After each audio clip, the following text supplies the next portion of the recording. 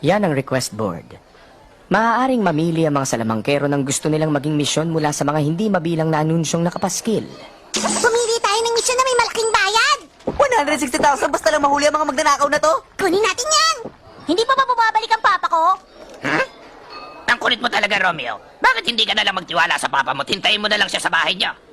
Pero Master, 3 araw na po siyang hindi bumabalik. 1 linggo na po mula nung umalis siya ng bahay. Kumuha siya ng misyon sa bundok ng Hakobe kung hindi ako nagkakamali. Hindi ganun kalayo ang bundok na yon. Bakit hindi niyo hanapin ang papa ko? Baka nakakalimutan mo salamangkerong papa mo.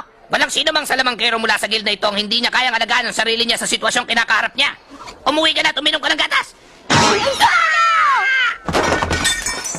Wala kayong kwenta! Ang hirap ng sitwasyon niya. Alam kong masakit magsalita si Master, pero ang totoo, nag-aalala rin siya. Hoy! Teka, Natsu! Bakit sinira mo tong board?